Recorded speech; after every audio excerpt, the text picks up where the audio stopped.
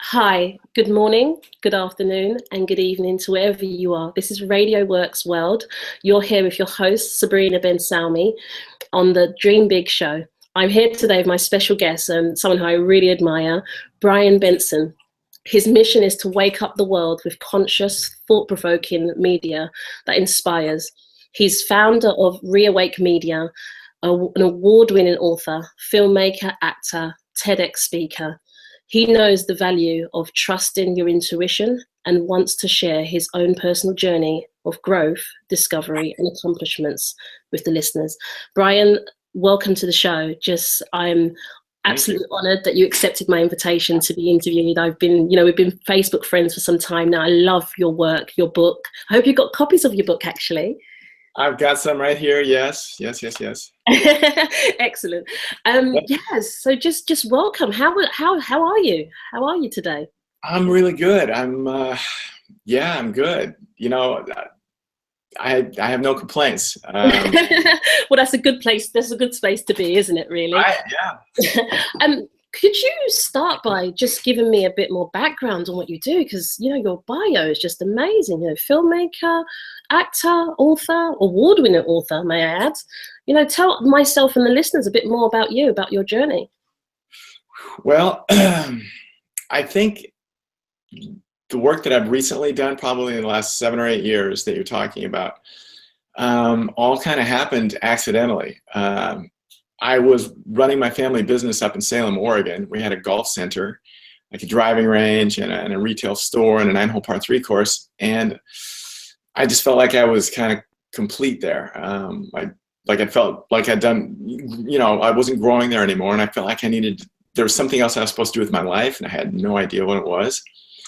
So I had a chat with my dad, and he was understanding. And it took about a year for me to end up leaving because we decided to sell it. And so I'd hang around even though I was just ready to hit the road and start my new life, whatever that meant. And so one day I realized I was out of balance. And so I sat down and just came up with a handful of things that I felt would help keep me in balance during that last bit of time I was spending there. Yes. And it really helped me. What was the things that helped you be back in balance? I think that's so important in this time, busy lifestyle. Yeah, there were simple things. One was like make sure I was drinking enough water. One, make sure that I'm getting some daily exercise. 2, making sure I get enough sleep. I think 4 and 5 were make sure that I was allowing myself to be creative. And at that time, being creative to me meant to play my guitar. And then the 5th one, what was the 5th one? You might have stumped me. We have 4 for now, and then perhaps. Yeah. But I focused on those. And so then they were helping me, and my intuition said, expand the list and write a book. Now, I'd never really written anything before, but I followed my intuition, and it took me about a month to write it. And my first book was Brian's List, 26 and a half easy ways to stay to live a fun, balanced, healthy life. And so I self-published it, and surprisingly, it had won an award. And so that just kind of pushed me in a whole new direction. And everything that's happened to me has just been a byproduct of working on myself. But when the book came out, I knew that I would need to maybe share it with people in various ways, whether it was an interview or what have you. But I was terrified to speak in front of people. So I just started forcing myself to do community college speech classes. I did Toastmasters for a little while. I hired someone to be a co-host with me on an internet radio show who's experienced. I created an interactive workshop. I just did a lot of things just to force myself. Immerse yourself, throw yourself out there. Exactly. And I also took an acting class with no plans of pursuing acting. Are you serious?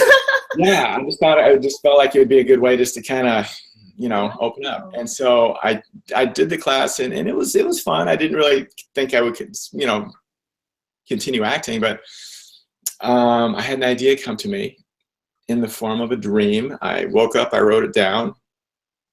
Randomly, I met a young filmmaker, and I said, hey, I have an idea for a film. I don't know how to do it, but would you want to do it with me? And so he said, sure. And a couple of weeks later, we filmed Guitar Man, which did pretty well at film festivals, but it really empowered me because I never planned on acting, but it was just a really fun experience. And I'd never played guitar in front of anybody either, and I played a guitarist in the film, so that was empowering for that as well. And the rest is just kind of just continually following the intuitive hits I get. And I moved to LA about 4 years ago, and am pursuing acting in addition to writing and other things.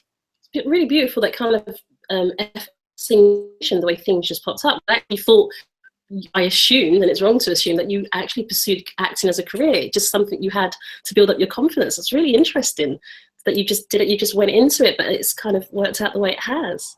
Yeah, you know, and I found, I've been studying ever since I've been here, and those classes have really been huge in my own personal growth process, and learning how to feel more, and just, you know, just open myself up, which in turn has helped my writing and everything else. So they kind of scratch each other's backs.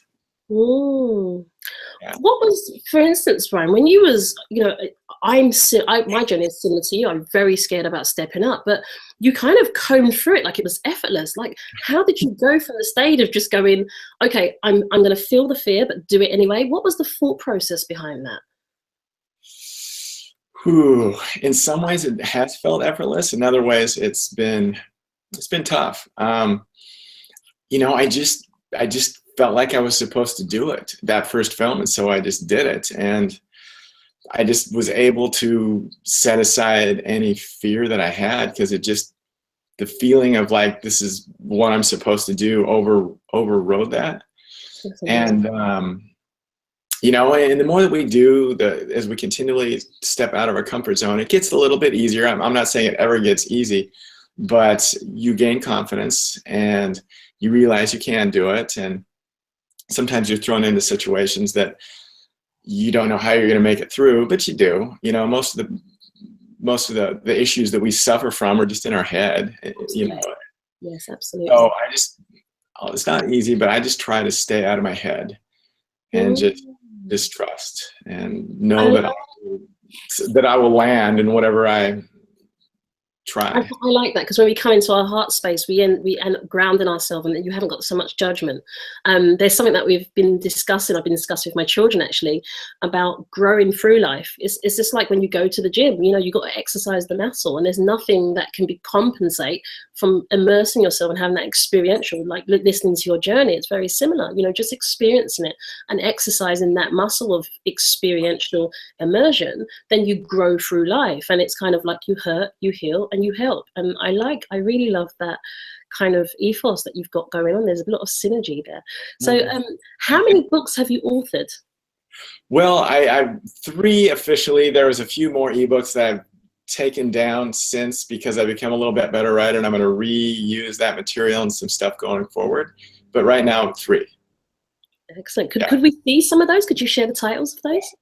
Yeah. Brian's List is the one that I met. Whoops. Yes. That I met you.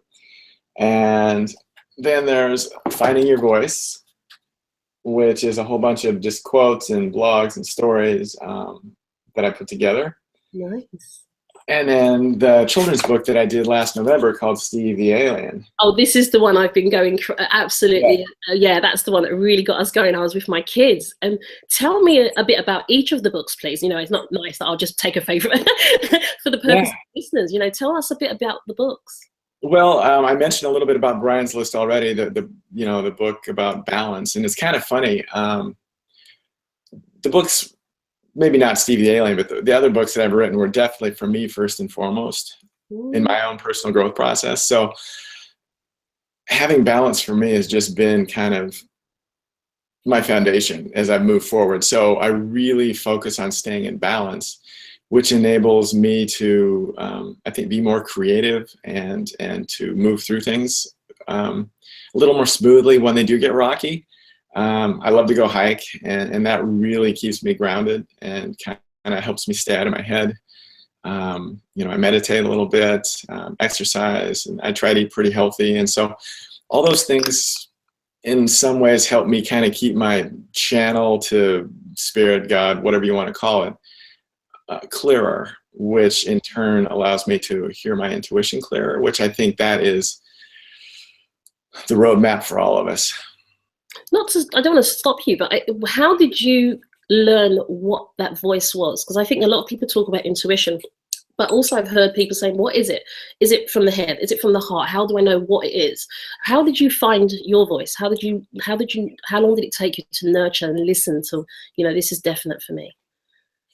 I think it's a little different for everybody. For me, it's just, I don't know if I feel it in my gut or in my head or anywhere. It's just like a knowing that I'm supposed to do this. I think I started kind of looking back. I started maybe paying attention to it. Gosh, way back in my early 20s, I got heavily involved in triathlons, the swim, bike, run races. And I just, I had a knee injury and I was rehabbing it, and I started getting in shape, and that started kind of feeling good and empowering me. And I had some buddies who had done a short race. And so I just kind of thought that would be a really neat goal, and to do a short triathlon. And so I worked toward that. And even like before that, I wrote a poem. It's not very good, but just about me finishing an Ironman distance race. And I kind of felt like I had the feelings and the emotions already there, even, a couple years before I even attempted one. Ooh. So I don't know, it was just kind of like, I felt like destined to just try that. And after I did the short one, it was just so much fun. I did 5 more that summer, and then I did like 10 the next summer, and then that. Wow. That third year was the first year that I did an Ironman triathlon, and so I felt intuitively drawn to them, and it's kind of nice because looking back, they really at a young age kind of helped give me some confidence to feel like maybe I could do anything I put my mind to. You know what I mean? Yeah. And so that helped me a little bit later down the road in some of the other things I'm taking on. So sorry to take you for a tangent. So going back to what you were saying about how your book was for you, and it was about getting you back in balance, and you was obviously hiking before I disturbed you. Sorry. Well, I'm sorry. What was your question? Sorry, I was saying to continue your story about this book that you wrote about getting yourself back in balance. How it was actually for your healing. Yeah, so the balance book, it's just looking back, it was no accident that was kind of my first thing, because that's been my foundation going forward. In addition to working on myself and working on self-worthiness and all that stuff that we all need to work on to help strengthen my foundation. But balance has been really important for me. Yeah, and for all of us, Brian, I think one of the things that's coming to mind is that as a man, there's lots of talk about men don't share. How are you as a person, as an individual, all different? Was it easy for you to just say, hey, I need some help, or did you struggle with that for some time? As far as just sharing my stories and my journey and stuff like that? Before you kind of did this publicly, before starting the journey, yeah. I think, I was probably one to kind of, I'm kind of an outgoing introvert. I get along with people great, but I do need some quiet time and alone time to kind of re-energize myself. And I'm perfectly content in that model a lot of times. But so I think there's probably definitely a part of me that held on to stuff and probably didn't share my feelings probably when I should have.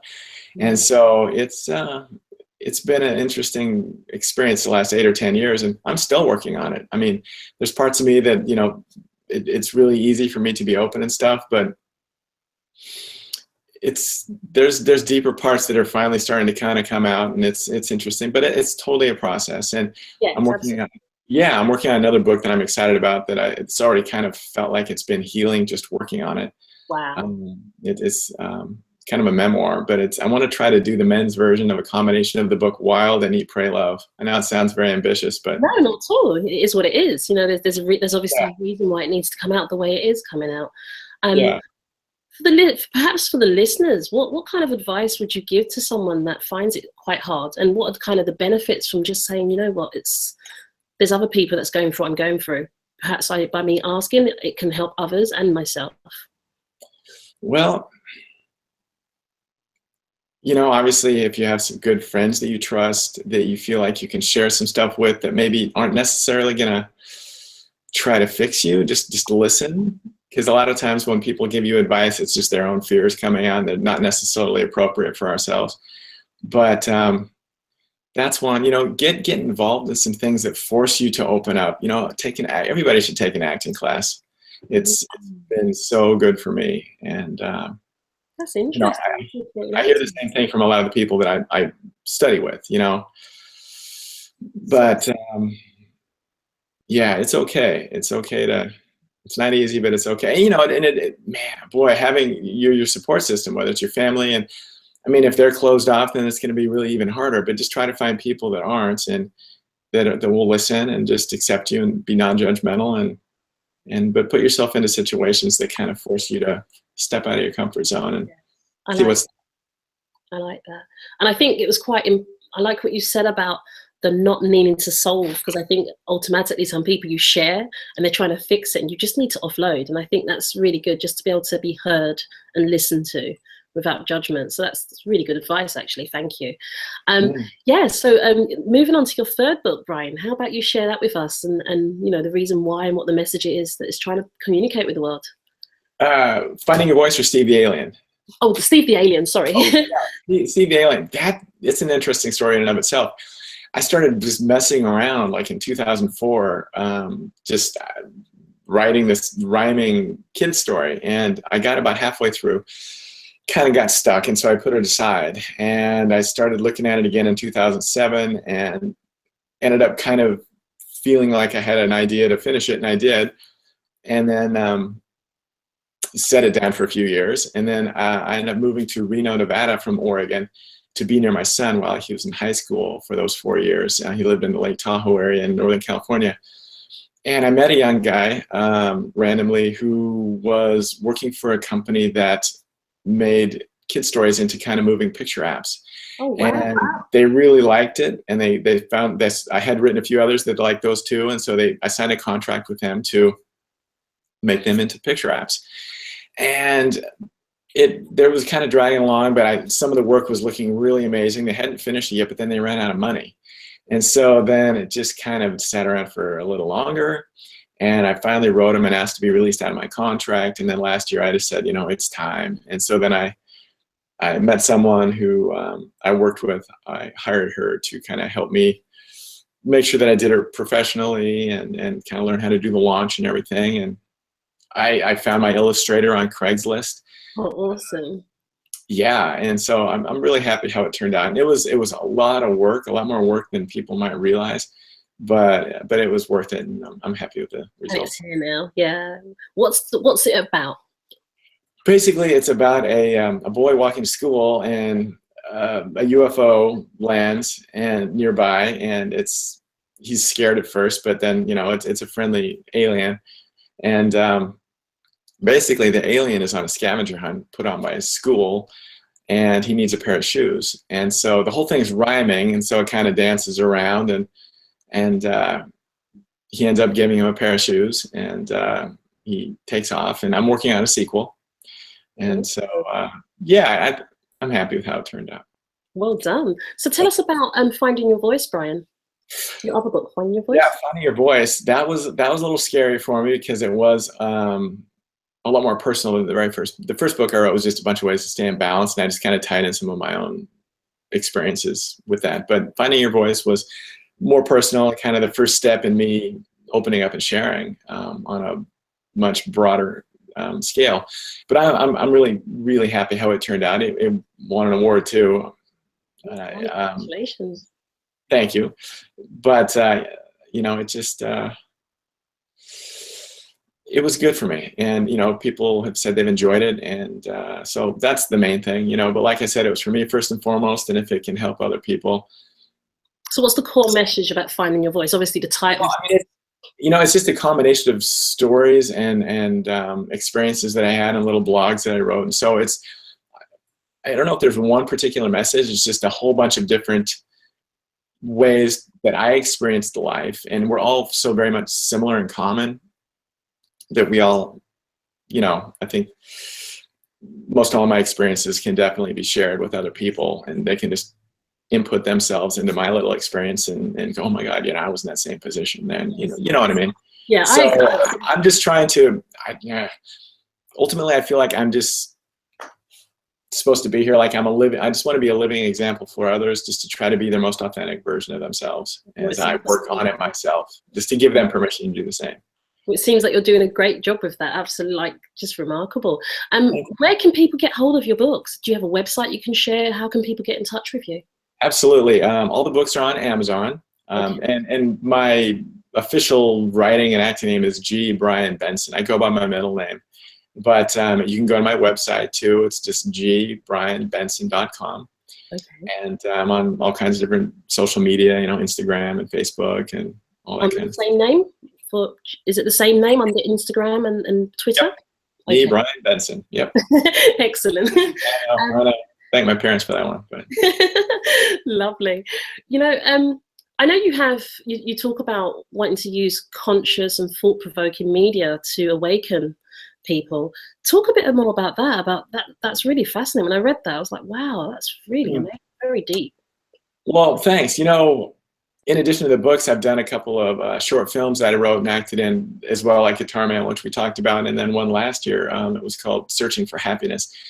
And everything that I do, I kind of try to have a thought-provoking, potentially positive message in it. And so I'm going to be starting up a podcast here this week, and I'm going to start regularly blogging and doing a lot of things. So I just wanted to kind of create something that could be an umbrella for everything that I do.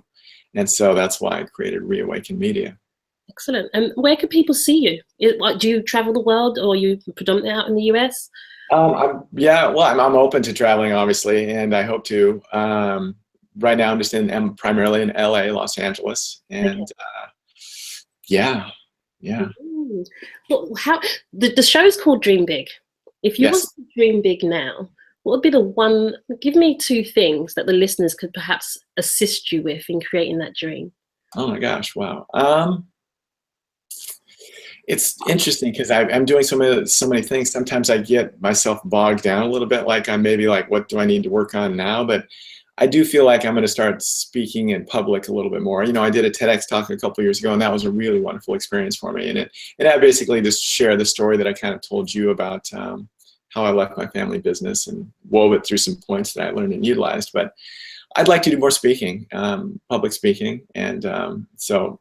You know, however they can assist with that, that's fantastic. If anyone's listening that could invite Brian over to some events and talks, you know, Absolutely, yeah. You know, and I really enjoy acting. I've got a small reoccurring part on a TV show that hopefully will be airing later this year. And you know, I like to do so much, and it's been fun. So,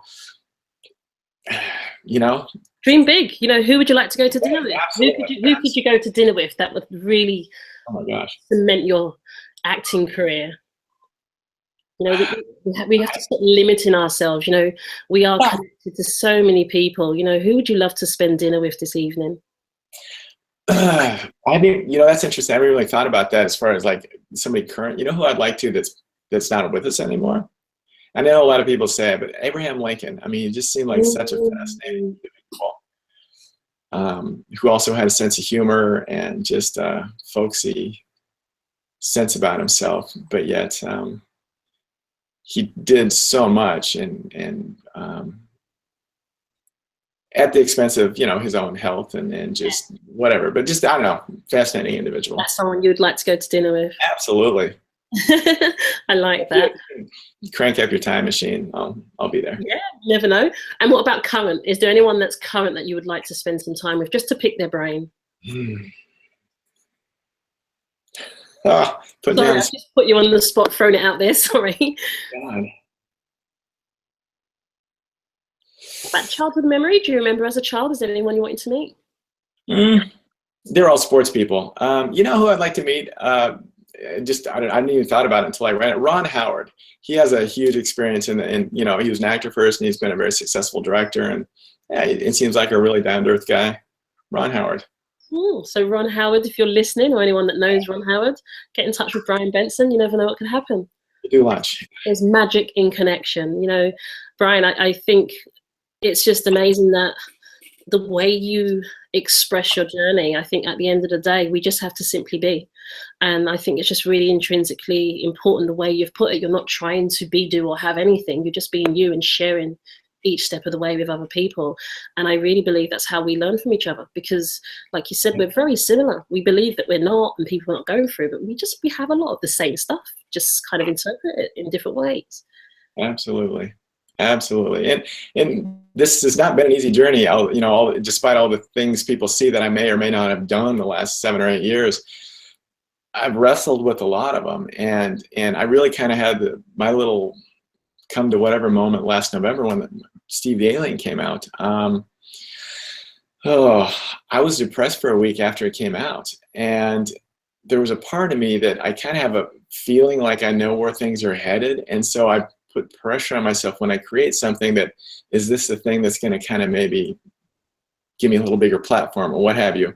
And so I haven't honestly been truly staying in the moment and enjoying all the things that I've created. I mean, I've enjoyed creating them, but I put a lot of pressure on myself too. And so I just, after that happened last November, I just said, you know what, if it's going to be like this, I don't want to do it anymore, because I'm not having fun.